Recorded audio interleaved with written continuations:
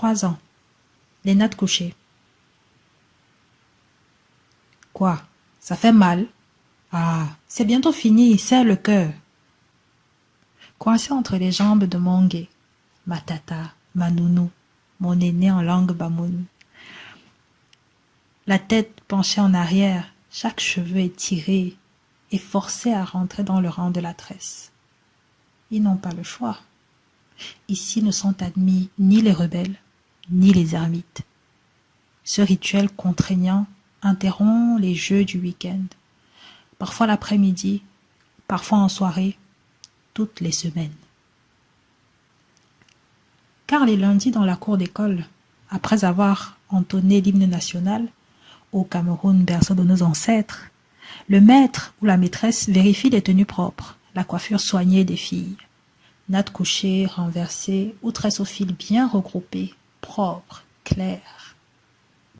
Des coiffures qui, une fois sur deux, nous tirent tellement le cuir chevelu vers l'arrière qu'elles nous font à toutes de petits yeux étirés, des sourires forcés.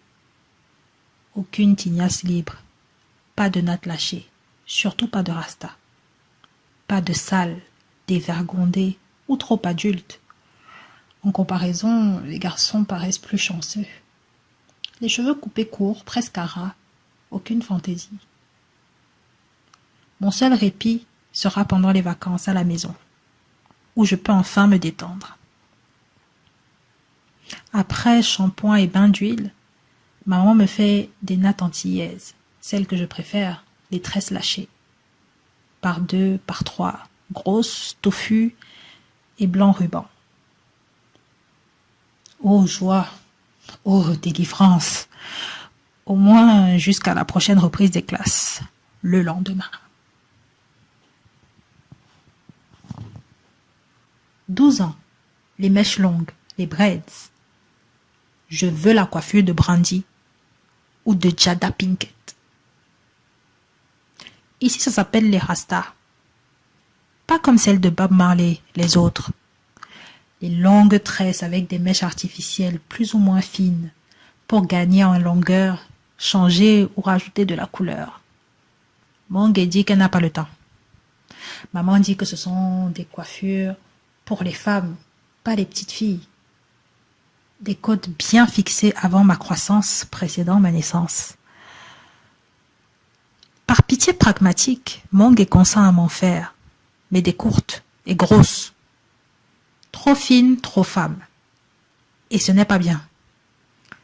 Un arrangement concédé pour tout de même 3 semaines de paix bien méritée. Peu m'importe, mes cheveux tombent sur le haut du dos maintenant et c'est assez pour moi. Mes tresses sont belles, mais je crains la phase du brûlage, quand on brûle le bout de la mèche avec la flamme d'une bougie et qu'on tourne le bout brûlé avec les doigts. C'est un vrai miracle que j'ai encore toute ma touffe et Mongué ses doigts. Mais les heures manquent à ma mère, à Mongué, à mes grandes sœurs. Ces femmes, dans leurs activités, ont de moins en moins de temps à accorder à l'ébouriffé d'une enfant grandissante. Et quand je vais demander mes 800 francs CFA pour aller chez Tantine Alice Coiffure, on va encore dire que je dérange. 17 ans, défrisage. Mort, mais beau. Je suis enfin assez grande pour les coiffures chic. Je supplie maman pour qu'elle me laisse me défriser. Mais Doudou, tes cheveux, le défrisage va les tuer. Peut-être, mais ils seront beaux. Ils tomberont sur mes épaules, comme Brenda de Beverly Hills et Rachel de Friends. Ce qui plaît aux garçons est leur œil, captivé par le clair, le long, le lisse brun. Il ne me reste plus que les cheveux. Pour la peau, j'ai presque brune sur vin. Tout est prêt pour ma soumission à la permanente contemplation exogène de mon apparence. Sur le mur du salon de coiffure de la Tantine, toute mon attention recolle l'affiche jaune qui présente des modèles et leurs beaux cheveux noirs et lisses comme ceux des Indiennes. Là, c'est Left Eye du groupe TLC et là, Alia. Aïe, elles ont posé pour la Tantine ou bien? Visiblement, Malgré ses pagnes délavées et pas toujours assorties à ses foulards fatigués, Tantine Alice est une fan de R&B des yeux et c'est comme moi. À -1, elle s'appelait Alicia Keys. -1. J'attends patiemment qu'elle me défrise, mais elle fait son ménage. Elle s'occupe de son fiston. Elle papote avec les voisines. Ah, voilà qu'elle attrape enfin le pot de défrisage. Eh bien non. Midi. Sa nièce lui apporte son maquereau frit avec le plantain malaxé. Elle m'en propose gentiment, je refuse poliment. Cher pot de mélange chimique, puant, qui anéantira et matera mes cheveux rebelles.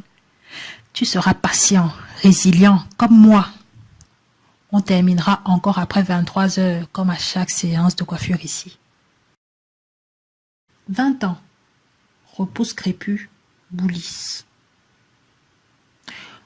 On dit, pour être belle, il faut souffrir. Mais là, j'atteins les limites du tolérable. Faire mes devoirs, préparer mes examens, faire des économies, m'occuper de mon défrisage, tout cela devient vite ingérable.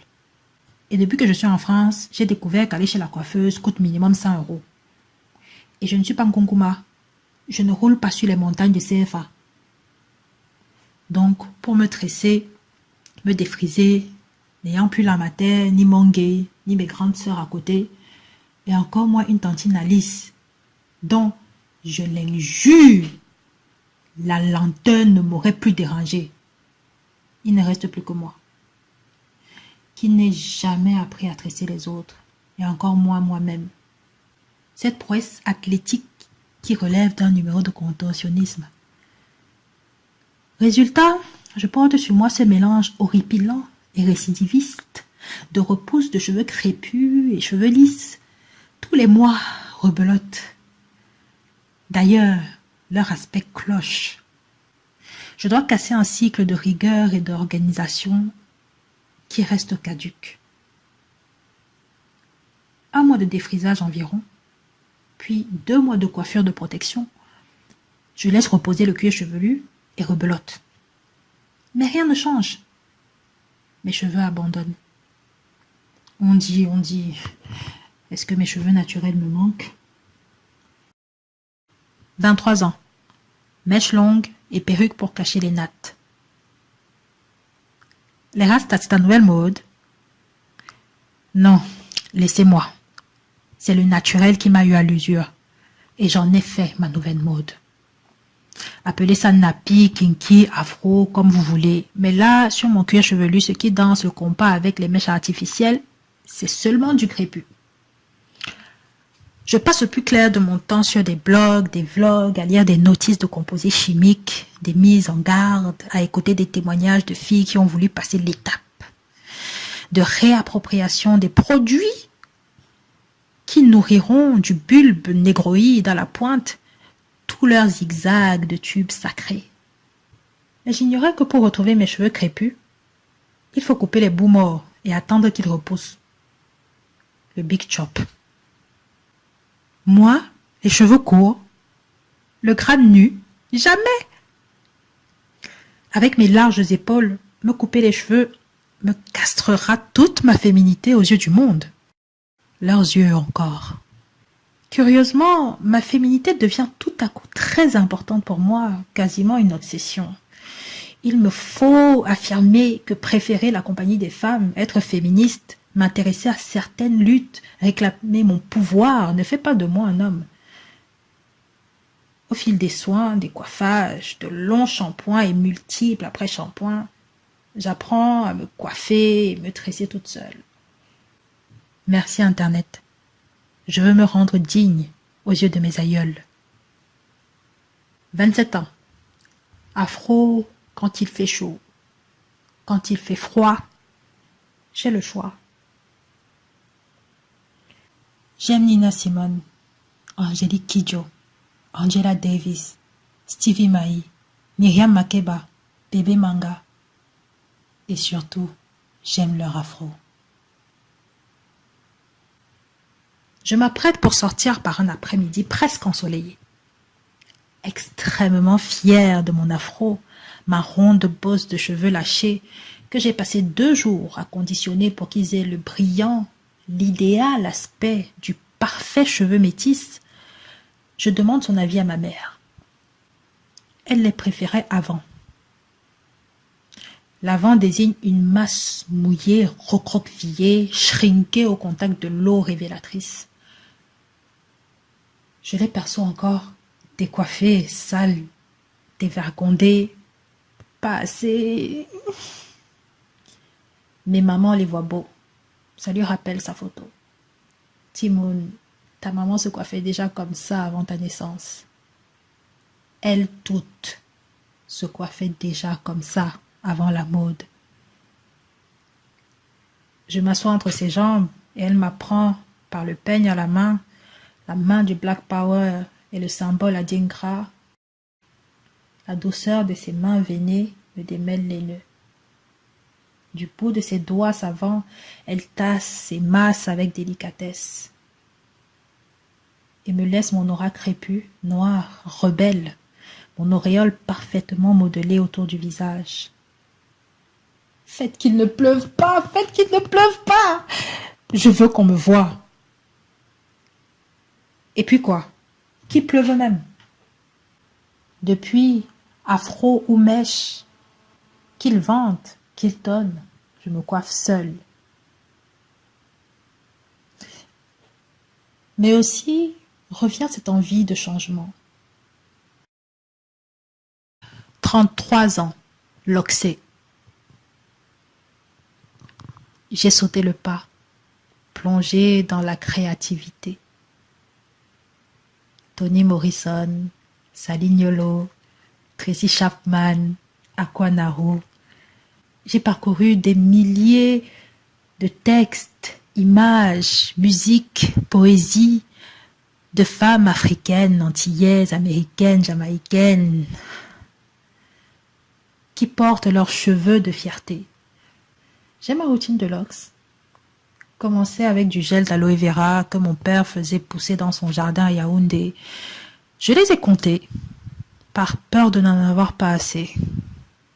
Comme mon art que je veux toujours améliorer. Je les ai surveillés, par peur qu'elles refusent de pousser.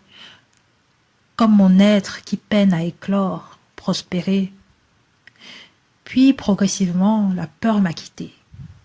Ce premier saut dans l'inconnu reste marqué du moment où mon esprit s'est détaché de la recherche frénétique de mon reflet dans le regard du monde. L'instant où j'apprends à m'aimer, à créer, à m'inventer. Grâce à cette coiffure qui semble immuable, je sais que je peux recommencer. Tout couper, tout raser, repartir.